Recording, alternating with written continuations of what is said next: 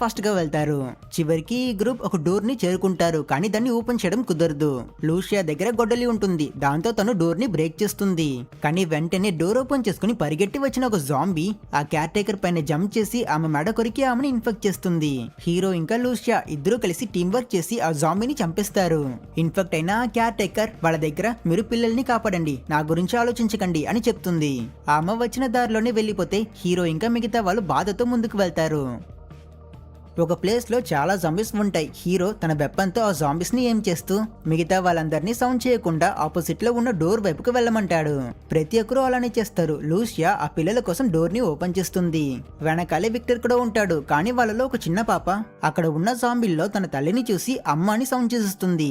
దాంతో జాంబీలన్నీ అట్రాక్ట్ అయి వీళ్ళపైన దాడి చేయడం కోసం వస్తాయి. టీం వాళ్ళంతా స్ప్లిట్ అవుతారు. హీరో ఇంకా చిన్న పాప జాంబీల దగ్గర నుంచి తప్పించుకోవడం కోసం ఒక చిన్న గదిలో వెళ్లి దాక్కుంటారు. మిగతా వాళ్ళు సక్సెస్ డోర్ కి అవతల పక్క వెళ్ళిపోయారు. జాంబీలన్నీ వీళ్ళిద్దరూ ఉన్న రూమ్ తలుపుల్ని పగలగొట్టడానికి ట్రై చేస్తుంటాయి.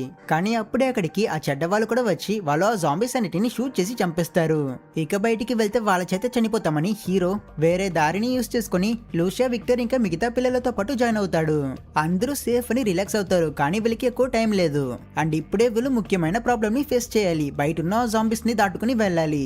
హీరో అక్కడ ఉన్న ట్రాలీ లాంటి కేజెస్ ని చూసి అతనికి ఒక ఐడియా వచ్చి వెంటనే వాళ్ళు ఆ కేజెస్ అన్నిటిని సర్కిల్ గా గుడ్డతో కట్టేసి వాటిని ఒక షీల్డ్ లా యూజ్ చేసుకుని ఆ జాంబీస్ దగ్గర నుంచి తమని ప్రొటెక్ట్ చేసుకుని వాటి మధ్యలో నుంచి వెళ్తారు.